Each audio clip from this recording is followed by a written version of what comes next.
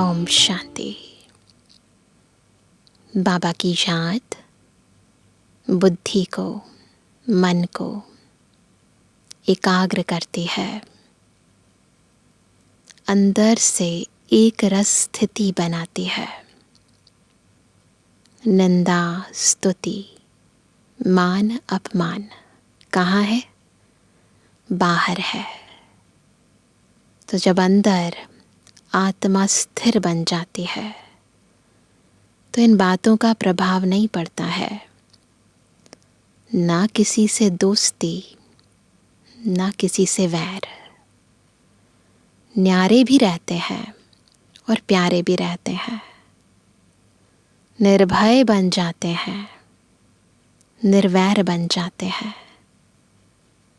तो बाबा के साथ रहते रहते उनके सानिध्य से आत्मा उन्हीं के समान बन जाती है। तो सांसारिक बातों से, उनके विभिन्न प्रभावों से निर्लिप्त बन जाती है। तो ये है बाबा की याद का जादू, जो आत्मा को, जो बहुत सेंसिटिव हो गई थी, उसे बिल्कुल एक रस अचल अडोल बना देती है। तो ऐसा अनुभव सभी करते हैं, बिल्कुल डिटैच और एक बाबा से अटैच। तो आज की मुरली में भी बाबा ने ऐसी ही कुछ बहुत गहरी और आत्मा को शक्तिशाली बनाने की बातें कही हैं। तो सुनते हैं बाबा की मीठी मुरली। आज है 13 सितंबर 2023। बाबा के महावाक्य हैं, मीठे बच्चे, तुम्हारा किसी से भी वैर नहीं होना चाहिए, क्योंकि तुम हो सबके कल्याणकारी। वैर रखने वाले को हाफ कास्ट ब्राह्मण कहेंगे। नोट करेंगे, हाफ कास्ट ब्राह्मण कौन है? क्या ऐसी आदत हमारी है? क्या हमारा किसी से वैर है? ये बाबा के महावाक्य है। तो आज से किसी से कोई वैर नहीं। प्रश्न है, कौन सी स्मृति बुद्धि में सदा रहे तो निर्भय बन जाएंगे? बहुत इम्पोर्टेंट पॉइंट है निर्भय बनने की। उत्तर है, सदा स्मृति में रहे कि हम सचखंड के मालिक देवी देवता बन रहे हैं। शरीर को कोई मारता भी है, लेकिन आत्मा को मार नहीं सकता। गोली शरीर को लगती है। मैं आत्मा तो जा रही हूं बाबा के पास। हमको क्या डर है? हम बैठे हैं, छत गिर जाती है, हम बाबा के पास चले जाएंगे। इसमें डरने की कोई बात नहीं। ऐसा निर्भय बनना है। बार बार योगाभ्यास में इस चीज़ की प्रैक्टिस करनी है ना? सोचना, अगर छत गिर जाए, कोई गोली मार दे, कोई कुछ कर दे, तो अंदर डर तो नहीं होता है ना? अंदर सूक्ष्म इस भय की रग को चेक करना है। गीत है माता ओ माता।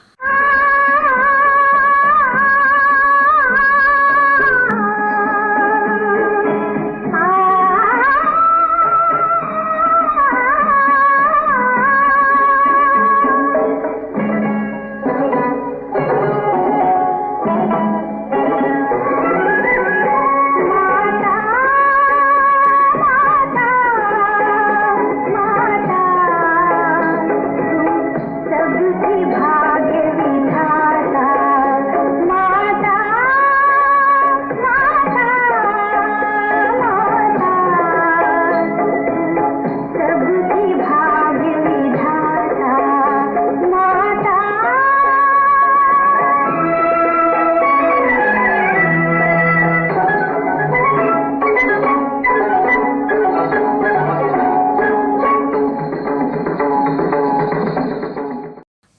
ओम शांति।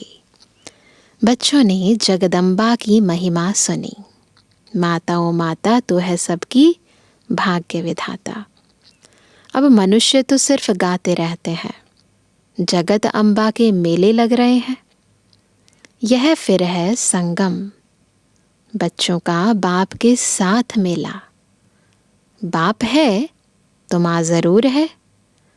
भारत में जगत अम्बा की जीवन कहानी कोई भी जानते नहीं। जगत को रचने वाली अर्थात जगत अम्बा, जगत अम्बा के मंदिर भी हैं। अभी तुम बच्चों को समझ मिली है। ज्ञान का तीसरा नेत्र मिला है। अभी तुम बच्चे जानते हो जिसका यादगार बना हुआ है वह जरूर सृष्टि के संगम पर आए होंगे। इनको जगत अम्बा कहा जाता है। जगत पिता प्रजापिता भी है ना, संपूर्ण जगत का पिता। इस बेहद ड्रामा का आदि मध्य अंत क्या है और मुख्य एक्टर्स कौन से हैं यह कोई नहीं जानते, पर हम सब कुछ जानते हैं। हीरो हीरोइन भी एक्टर होते हैं ना। सिर्फ दो नहीं होंगे। कोई भी फिल्म होगी तो उसमें केवल हीरो हीरोइन ही तो नहीं होते ना, बहुत सारे एक्टर्स होते हैं। ज़रूर उनकी सेना होगी। जगत अम्बा की भी सेना होगी। उनको शक्तियाँ भी कहा जाता है। शक्ति सेना नामी ग्रामी है। शक्ति कहाँ से आई? शिव शक्ति कहते हैं ना, तो शक्ति कहाँ से आई? ज़रूर सर्वशक्तिमान परम पिता परमात्मा से ही शक्ति ली होगी। यह तो सब मानते हैं। शिव शक्ति कहते हैं और उनके उद्गम की कहानी भी सुनाते हैं कि कैसे ब्रह्मा विष्णु शंकर ने मिलकर ऐसी शक्ति की रचना की जिसने दैत्यों से देवताओं की रक्षा करी। वो तो स्टोरीज बताते हैं। ऊंच ते ऊंच भगवान है, उनको ही सत श्री अकाल कहते हैं। अकाली जो होते हैं वह निराकार को मानने वाले होते हैं। सिख ग्रंथी गुरु नानक को मानते हैं। कहते हैं गुरु नानक देव है। उनकी जो पीढ़ी होती है उनके 10 बादशाहों के नाम भी भिन्न भिन्न हैं। कोई का सिंह, कोई का दास, कोई का चंद भी नाम होगा। सबके नाम भिन्न भिन्न है। और अकाली जो है वह अकाल मूर्त को मानते हैं। सत्य श्री अकाल यानी जिसे काल ना खा सके, वो सत्य, वो श्रेष्ठ। यह किसकी महिमा है? परमपिता परमात्मा की। तो सिद्ध करते हैं सत्य सिर्फ एक श्री श्री अकाल मूरत परमात्मा ही है। ऐसी मूरत जिसको काल ना खा सके। वो कौन है? केवल एक शिव बाबा। तुम कह सकते हो सत्य श्री अकाल। तुम उनको जानते हो। वो तो बस कहते हैं, परंतु हम उस सत्य श्री अकाल को जानते हैं। वह सिर्फ अक्षर कह देते, अर्थ कुछ भी नहीं जानते। तुम तो जानते हो सत्य श्री अकाल को, उनकी बायोग्राफी को भी तुम जानते हो। विचार सागर मंथन भी तुम बच्चों को करना है। तो कैसे उन आत्माओं को भी बाबा का ज्ञान देना है, ये विधि बाबा सिखाते हैं। बाप तो ज्ञान का सागर है। उसने कलश माताओं को दिया है। जिम्मेवारी किसकी है? माताओं की। यह है बड़ी मम्मा। और फिर तुम अनेक माताएं हो। जगदम्बा की अनेक बच्चियां और बच्चे हैं। यह जगत अम्बा है, फिर पिता भी जरूर है। तुम जानते हो यह जगत अम्बा कौन है? किसकी बच्ची है? अच्छी तरह जानते हैं, है तो मनुष्य। 8-10 भुजाएं तो नहीं हैं जो दिखाते हैं अम्बा की इतनी सारी भुजाएं, मुख्य तौर पर अष्टभुजाधारी दिखाते हैं, है ना। तो बाबा कहते हैं कि ऐसे तो नहीं है, इतनी भुजाएं क्यों दी हैं यह किसको पता नहीं। भुजाएं अर्थात सहयोगी। तो ऊंच ते ऊंच वह सत परमात्मा है। तुम बच्चों को समझाया गया है। परम पिता परमात्मा, जिसको हम रूप बसंत कहते हैं, रूप भी है और फिर बसंत, रूप भी है और फिर बसंत, ज्ञान सागर है। बाबा योग और ज्ञान दोनों सिखाते हैं। इतना छोटा सा स्टार वह ज्ञान सागर है। एक तरफ बीज रूप है, दूसरी तरफ सागर है। तो देखो बाबा की महिमा, वंडर है ना। बच्चों को समझाया है। बाप है बिंदी रूप, उसमें बरोबर सारा पाठ है ना। पहले समझना थोड़ा कठिन होता था, परंतु अब तो सबके लिए सहज है। छोटी सी पेन ड्राइव में कितना सारा डाटा होता है ना। थोड़ी सी चिप, छोटी सी चिप होती है, बिल्कुल छोटी सी, कितना सारा उसके अंदर डाटा होता है। तो फिर जब साइंस ऐसी इन्वेंशन कर सकती है, तो हम ये भी समझ सकते कि आत्मा जो अदृश्य सत्ता है, उसमें कितने जन्मों का पाठ अंदर नूंधा हुआ है। तो बाप है बिंदी रूप, उसमें बरोबर सारा पाठ है। भक्ति मार्ग में भक्तों की भावना पूरी करते हैं। यह सारी ड्रामा में नूंद है। जिस समय जिसकी जो भावना है, वह ड्रामा में पहले से ही नूंदी हुई है। तो ये जो भावनाएं उत्पन्न होती है ना, ये भी ड्रामा प्लान अनुसार। तुम्हारी यह पढ़ाई भी ड्रामा में नूंद है। सब चीज़ें फिक्स हैं। जो पाठ रिपीट हो रहा है, समझने की बात है ना, नथिंग न्यू। तो समझने की बात है, तुम अच्छी रीति समझा सकते हो। ऊंच ते ऊंच भगवान सब कहते हैं, वह है निराकार, निर्भय, निर्वैर। उनका कोई के साथ वैर नहीं है।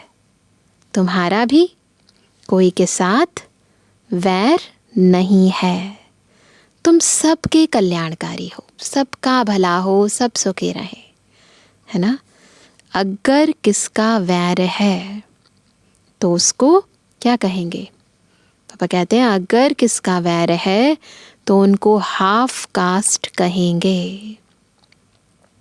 आधा शूद्र, आधा ब्राह्मण। अच्छा लगता है सुनना? नहीं अच्छा लगता ना? तो हाफ कास्ट नहीं बनना है हमें। यह विकारों की खाद कंप्लीट निकल जाएगी, तब सच्चा ब्राह्मण कहेंगे। पहले पूरा ब्राह्मण बनना है, सच्चा ब्राह्मण बनना है, तब तो देवता बनेंगे। अभी तो आधा आधा है। कलयुगी तमु प्रधान संस्कार भरे हुए हैं, वह निकलने हैं। अभी तुमको न देवता न शूद्र, बीच का ब्राह्मण कहेंगे।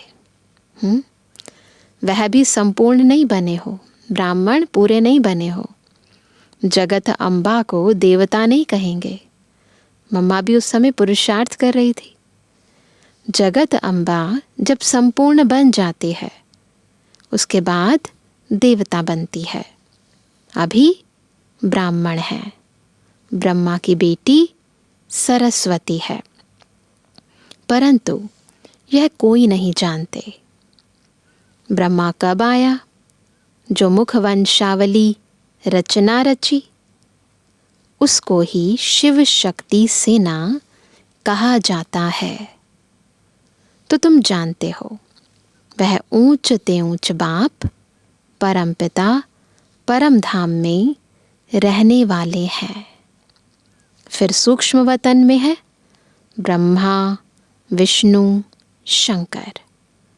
प्रवृत्ति मार्ग होने कारण वह भी युगल दिखाते हैं। भक्ति मार्ग में उन्हें भी युगल दिखाते हैं। विष्णु को पूरा युगल दिखाते हैं। यह सब बुद्धि में रहना चाहिए। मनुष्य कहेंगे हम एक्टर हैं, तो मनुष्यों को ड्रामा के आदि मध्य अंत का मालूम होना चाहिए ना। दुनिया में भी कहते हैं, शेक्सपियर ने भी कहा ना, all the world a stage and all the man and women merely players. दुनिया में भी कहते हैं कि सृष्टि रंगमंच है और हम बस किरदार निभा रहे हैं। तो मानते हैं कि हम एक्टर हैं। तो जब एक्टर हैं तो ड्रामा के आदि मध्य अंत का भी तो मालूम होना चाहिए ना। ऊंच ते ऊंच भगवान कौन है? ब्रह्मा विष्णु शंकर कौन है? पता होना चाहिए ना। क्या और भी 8, 10, 100 भुजा वाला कोई है? ऐसा कोई है? नहीं, ये सब चित्र फालतू हैं। ऐसा कोई नहीं है। ब्रह्मा की 100 भुजा दिखाते हैं। अब यह तो प्रजापिता है, सबका पिता है। 100 भुजा की तो बात ही नहीं। यह सब रॉन्ग है। राइट वास्तव में क्या है वह भी समझना चाहिए। ऊंच ते ऊंच भगवान जो परम धाम में रहते हैं है स्टार। विष्णु को भी 4 भुजा दिखाई है। 2 भुजा लक्ष्मी की, 2 भुजा नारायण की। तो सब चीज़ें स्पष्ट करके बतानी है। सृष्टि के आदि मध्य अंत का राज, फिर तीनों लोकों का राज, तीनों देवों का राज, सब स्पष्ट करके समझाना है। जैसे रावण के 10 शीश दिखाते हैं, 5 स्त्री के विकार और 5 पुरुष के। पहले मुख्य विकार है देह अभिमान, फिर और विकार नंबरवार आते हैं। सूक्ष्म वतनवासी ब्रह्मा तो है अव्यक्त। प्रजापिता ब्रह्मा तो यहाँ चाहिए ना, है ना। प्रजापिता, प्रजा की रचना यहाँ ही तो होगी ना, बच्चे तो यही होंगे, ऊपर सूक्ष्म वतन में तो नहीं होंगे। यह जब संपूर्ण बन जाते हैं तो सूक्ष्म वतन में फरिश्ते बन जाते हैं। तुम भी फरिश्ते बन जाते हो। तभी ड्रिल करते हैं ना सभी। अभी बने नहीं हैं, परंतु जब ड्रिल करते हैं तो 500 रुपयों की ड्रिल में ब्राह्मण सो फरिश्ता। तो ऐसी ड्रिल क्यों करते हैं? क्योंकि हमारा लक्ष्य है फरिश्ता सो देवता बनने का। ब्रह्मा बाबा भी फरिश्ता बने और फिर देवात्मा बनेंगे, नारायण बनेंगे। ऐसे ही हमें भी बाबा के समान पुरुषार्थ करके फरिश्ता बनना है। वहाँ तुम्हारा शरीर हड्डी मांस का नहीं होता है, उनको फरिश्ता कहा जाता है। ब्रह्मा तो प्रजापिता यहाँ है, फिर विष्णु 2 रूप से पालना करेंगे। शंकर तो है सूक्ष्म वतन में। यह बड़ी समझने की बातें हैं। इतनी दूरांदेशी बुद्धि कोई की है नहीं। तुम्हारी बुद्धि एकदम मूल वतन सूक्ष्म वतन तक चली गई है। इतनी दूर दूर चली जाती है। सूक्ष्म वतन अब रचा हुआ है। बाबा जब यहाँ आए उससे पहले सूक्ष्म वतन की रचना करी। ब्रह्मा विष्णु शंकर की भी रचना हुई है, जहाँ तक आ जा सकते हो। तो ऊंच ते ऊंच भगवान, फिर ब्रह्मा विष्णु शंकर, फिर यह मनुष्य सृष्टि में देवी देवताएं। बाकी 8-10 भुजा वाले व चंडिका देवी आदि तो है नहीं। इतने सब चित्र कहाँ से आए? कहाँ से आए? भक्ति मार्ग में इसी बुद्धि से आए। तुम्हारे पास कोई हथियार थोड़ी है। दिखाते हैं ना इतनी सारी भुजाएं, फिर हर हाथ में एक एक हथियार दिखाते हैं। तो बाबा कहते हैं ये सब हिंसक हथियार बैठ बनाए हैं, परंतु ऐसे तो हुआ नहीं। अगर माता भी संहार करेगी, बच्चों को मारेगी, तो फिर बच्चे क्या करेंगे, है ना। फिर लोग तो यही सीखते हैं ना कि देवी देवताएं भी लड़ते हैं, झगड़ते हैं, हम लड़े झगड़े, हमने मारा, तो फिर इसमें क्या गलत है। परंतु नहीं, उन्होंने कोई हिंसक लड़ाई नहीं लड़ी। ये सब है योग बल की युद्ध माया से। देवता तो होते हैं डबल अहिंसक, सूक्ष्म वतन में कोई हथियार आदि होते नहीं। चित्रों में कितने हथियार दिए हैं। इसको कहा जाता है गुड़ियों की पूजा। बाबा इन्हें क्या कहते हैं, गुड़ियों की पूजा। ऑक्यूपेशन को कोई जानते नहीं। बाबा आकर ब्रह्मा द्वारा नई रचना रचते हैं, तो खुद बड़ा हो गया ना। तुम हो उनकी संतान, पोत्रे और पोत्रियां। तो बाबा, ब्रह्मा बाबा के द्वारा जब हमारी रचना करते हैं, तो फिर हम क्या हुए, दादा के पोत्रे और पोत्रियां। समझने वाले समझते भी हैं, परंतु फिर यह नहीं समझते कि सबकी मौत होनी है। स्वर्ग की स्थापना तो होगी, परंतु उससे पहले विनाश भी तो होगा। अभी भी कितने मरते रहते हैं। अखबारों आदि में कोई दिखलाते थोड़े ही हैं, नहीं तो नाम बदनाम हो जाए। भूख बहुत मरते हैं। एक समय मुश्किल से 2 रोटी मिलती है, उसका तो कोई डाटा ही नहीं है। एक्सीडेंट में मरे, भूकंप में मरे, है ना, लड़ाई झगड़े में मरे, वो तो पता चल जाता है, परंतु भूख से कितने मरे उसका तो कुछ पता ही नहीं है। एक समय मुश्किल से 2 रोटी मिलती है, तुम बच्चे जान गए हो। सतयुग में लक्ष्मी नारायण का राज्य चलता है। 2 भुजा वाले ही मनुष्य हैं। ऐसे नहीं कि वहाँ पर 4-4 भुजाएं होती है सबकी। बाकी सतयुग में कोई 8-10 भुजा वाली देवियाँ नहीं होती हैं। सेकंड नंबर में है राम सीता। वह भी यहाँ राजयोग से पद पा रहे हैं। सभी देवी देवताएं अभी यहाँ राजयोग से पद पा रहे हैं। कितनी सहज बात है समझने की। बाप कहते हैं, तुमने बहुत वेद शास्त्र पढ़े हैं, अब तुम मेरे से सुनो और जज करो। मैं तुम्हें सत्य सुनाता हूँ या वह सत्य सुनाते हैं। भक्ति मार्ग में तो बस जैसा कहा वैसा मान लिया, है ना। जैसे किसी ने कहा, जैसा लिखा हुआ था वैसे मान लिया, ऐसा ही होगा। अंधश्रद्धा होती है पूरी। यहाँ बाबा यथार्थ रीति समझाते हैं, हर चीज़ का अर्थ बताते हैं। अगर वह सत्य सुनाते हैं तो तुम सत्यनारायण की कथा से सत्यनारायण क्यों नहीं बने हो। कितनी बार पढ़ी होगी पूर्णमासी पर सत्यनारायण की कथा, परंतु क्यों नहीं बने। क्योंकि उस कथा में कथा ही नहीं होती। बस यही बताते हैं कि सत्यनारायण की कथा पढ़ी और फिर ये हो गया, परंतु वास्तव में कथा कौन सी है ये तो पता ही नहीं चलता। अभी तुम प्रैक्टिकल में सत्य बाबा से सत्य कथा सुन रहे हो। नारी से लक्ष्मी, नर से नारायण बनने की यह कथा है। कौन सी कथा? ये कथा जो हम सुन रहे हैं। ज़रूर प्रजा भी बनेगी कि सिर्फ लक्ष्मी नारायण जाकर तख्त पर बैठेंगे, है ना। तख्त पर बैठेंगे, परंतु राज्य किस पर करेंगे? प्रजा तो होनी चाहिए ना। यह देवी देवताओं की राजधानी स्थापन हो रही है। केवल राजा रानी नहीं बन रहे, राजधानी बन रही है। फिर सतयुग में आकर राज्य करेंगे। वहाँ राजाओं को लश्कर आदि कोई होते नहीं। जैसे दिखाते हैं ना, राजाओं के पास बहुत बड़े बड़े लश्कर होते हैं। लश्कर विकारी अनहोली राजाओं को होते हैं। वह तो है होली राजाएं, पवित्र राजाएं। सतयुग को होली लैंड कहा जाता है ना। इसको अनहोली लैंड कहते हैं।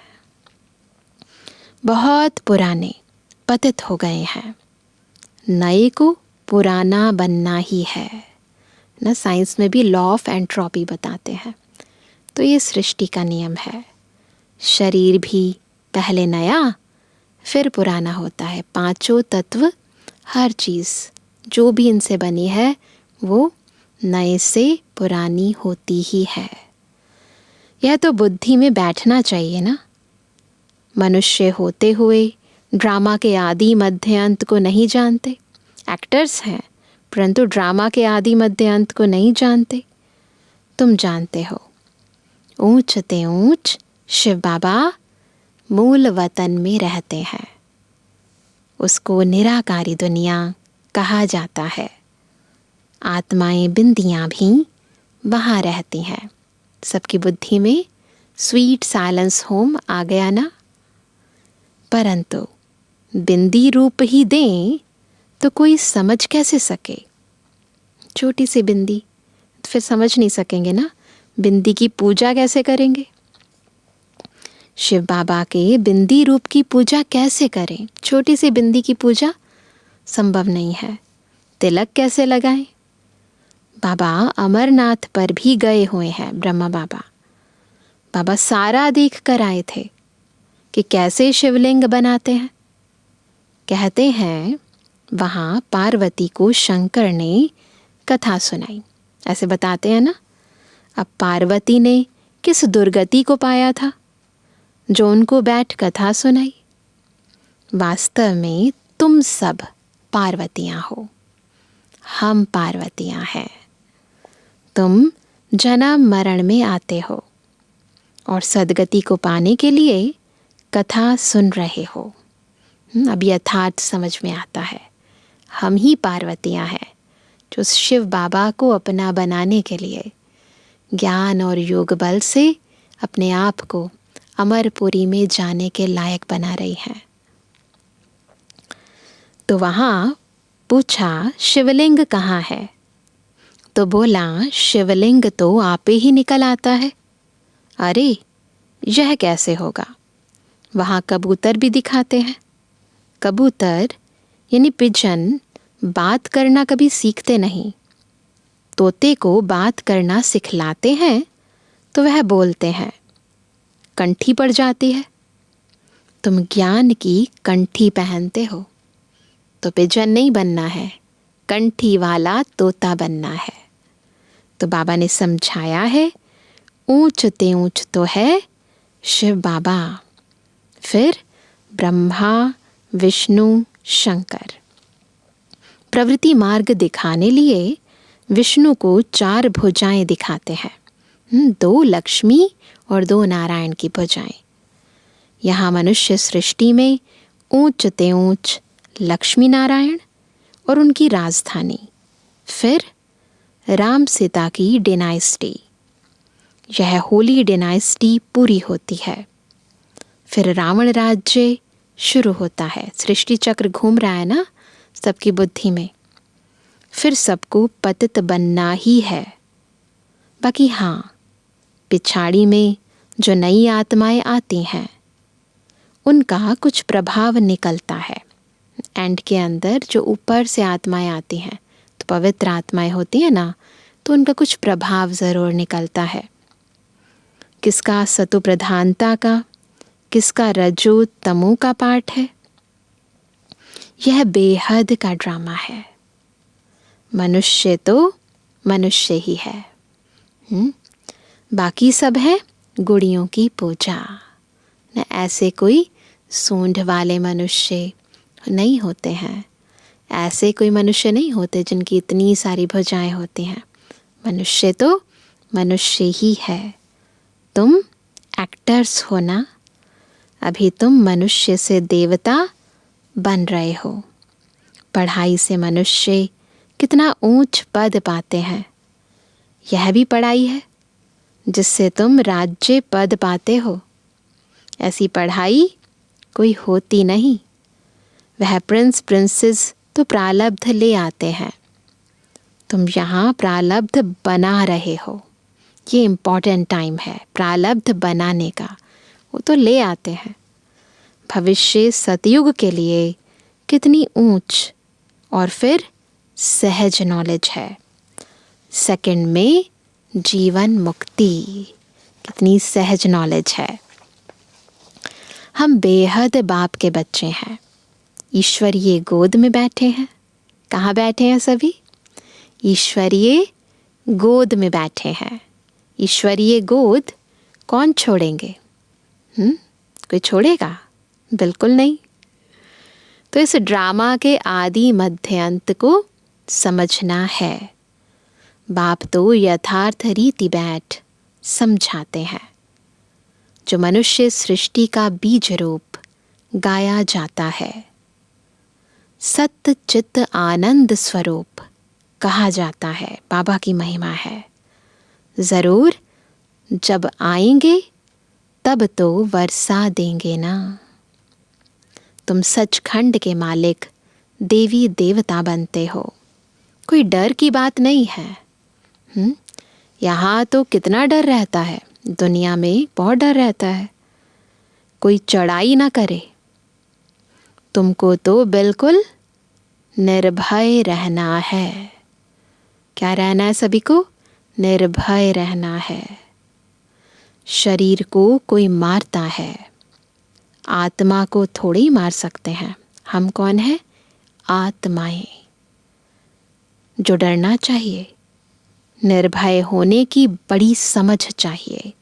जितना आत्मिक स्थिति का अभ्यास होगा उतना आत्मा निर्भय है। जितना हम देह अभिमान में आते हैं उतना भय लगता है।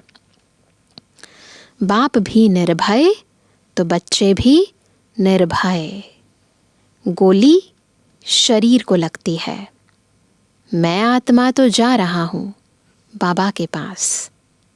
हमको क्या डर है? हम बैठे हैं, छत गिर जाती है, हम बाबा के पास चले जाएंगे। ऐसी आंतरिक स्थिति होनी चाहिए।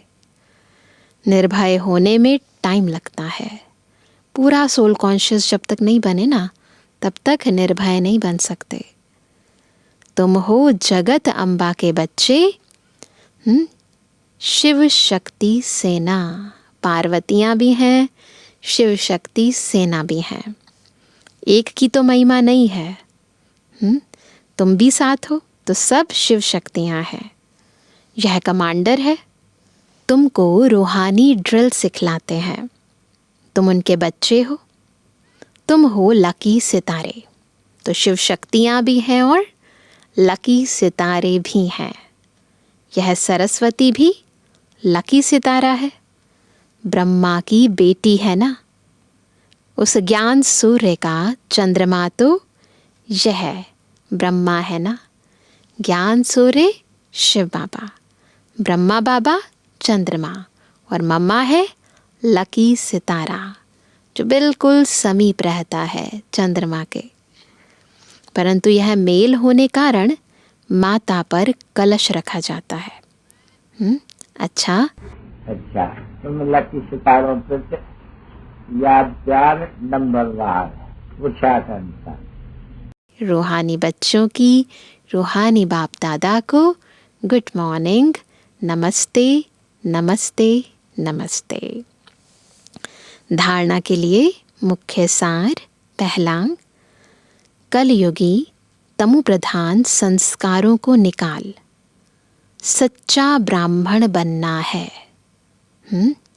किसी से भी वैर नहीं रखना है। इम्पॉर्टेंट पॉइंट, वैर नहीं रखना है, नहीं तो क्या बन जाएंगे? हाफ कास्ट ब्राह्मण। दूसरा, निर्भय बनने के लिए आत्म अभिमानी रहने का अभ्यास करना है। हम शिव शक्ति सेना है। आज का स्वमान, हम कौन है? शिव शक्ति सेना। हम कौन है? लकी सितारे। हमें तो सचखंड का मालिक बनना है, इसी नशे में रहना है। आज का वरदान है, कलयुगी वायुमंडल में रहते हुए उसके वाइब्रेशन से सेफ रहने वाले स्वराज्य अधिकारी भव। कैसे बनेंगे स्वराज्य अधिकारी? जब कलयुगी वायुमंडल में रहते हुए उसके वाइब्रेशन से सेफ रहेंगे। स्वराज्य अधिकारी उसे कहा जाता जिसे कोई भी कर्मेंद्रिय अपनी तरफ आकर्षित न करे, सदा एक बाप की तरफ आकर्षित रहे, किसी भी व्यक्ति व वस्तु की तरफ आकर्षण न जाए, चेक करते रहे हम ऐसे हैं। ऐसे राज्य अधिकारी ही तपस्वी है। तपस्वी अर्थात एक बाप दूसरा न कोई, कहीं कोई आकर्षण ना हो। वही हंस बगुलों के कलयुगी वायुमंडल में रहते हुए सदा सेफ रहते हैं। जरा भी दुनिया के वाइब्रेशन उन्हें आकर्षित नहीं करते। सब कंप्लेन समाप्त हो जाती है, किसी से कोई कंप्लेंट नहीं, क्योंकि कंप्लीट बन जाते हैं। आज का स्लोगन है, बुरे को अच्छे में बदल देना ही ऊंच ब्राह्मणों की श्रेष्ठ शक्ति है। बुरे को अच्छे में बदल देना ही ऊंच ब्राह्मणों की श्रेष्ठ शक्ति है। तो आज क्या होमवर्क करेंगे? बार बार आत्म अभिमानी स्थिति का अभ्यास करेंगे और खुद से पूछेंगे, अगर अभी अभी समय आ जाए, किसी भी कारणवश शरीर को त्याग करने का टाइम आ जाए, तो क्या मैं तैयार हूँ? कहीं किसी बात का डर तो नहीं है? कहीं कोई आकर्षण तो नहीं है? कहीं कोई चीज़ मुझे खींचती तो नहीं है? तो महीनता से चेक करेंगे इस निर्भय निर्वैर स्थिति को। किसी से कोई वैर भी होगा ना, तो उससे भी तंग हो जाएंगे, परेशान हो जाएंगे, बाबा से योग नहीं लगेगा, ऊपर जा नहीं सकेंगे। तो इसीलिए ना काहू से दोस्ती, ना काहू से वैर। हम तो सबके हैं, सबका कल्याण करने के लिए निमित्त हैं। तो बार बार चेक करेंगे, देही अभिमानी स्थिति का अभ्यास करेंगे। अच्छा, 2 मिनट बाबा की याद में बैठते हैं।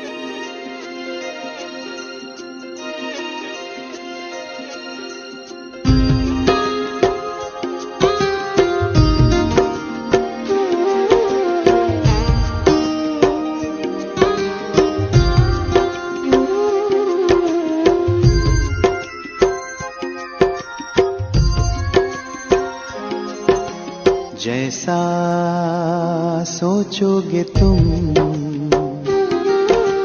वैसा बन जाओगे,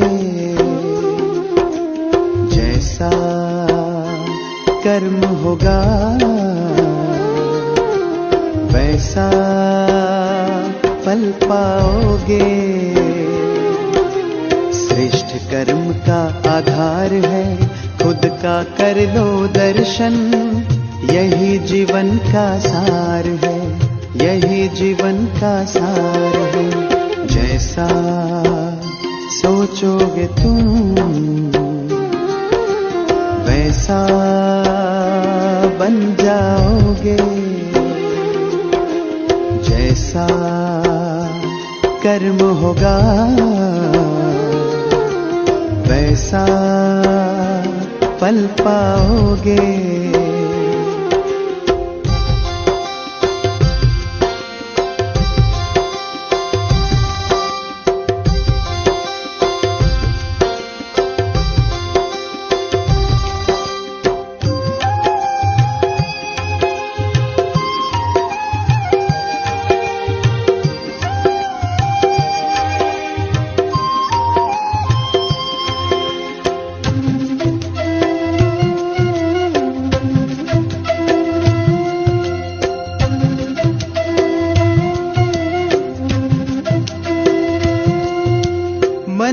शुभ संकल्प तो जीवन में फिर दुख कैसा, जब अंतर में शुभ भावना तो दिल में सुख सावन जैसा।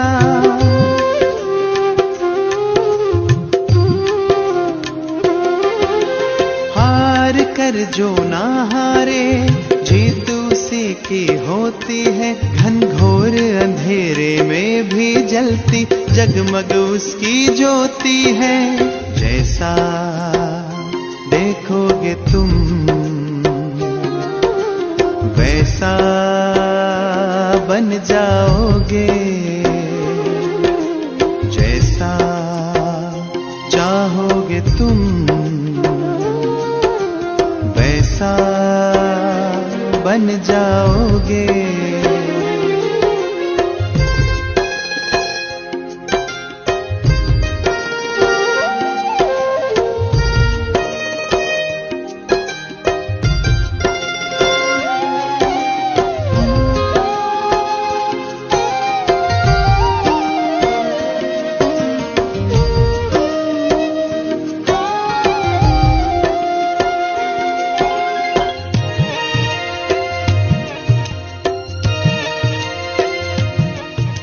सूरज है तो है किरण, बादल है तो है पवन, प्राण है तो है तन मन, सात सुरों में है सरगम। जो धरती है तो है सागर, जल थल है तो है जीवन, जीवन है तो है भगवन। भगवान के संग समय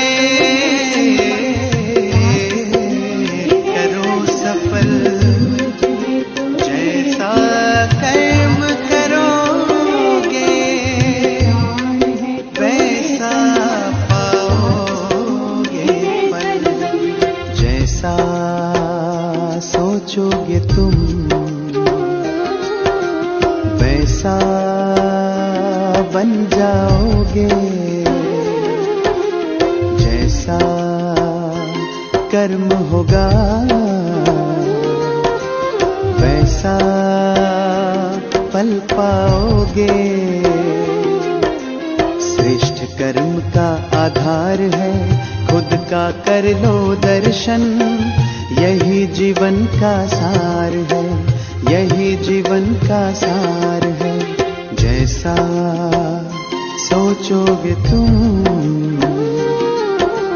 वैसा बन जाओगे, जैसा कर्म होगा वैसा फल पाओगे। जैसा सोचोगे तुम वैसा बन जाओगे, जैसा कर्म होगा वैसा फल पाओगे।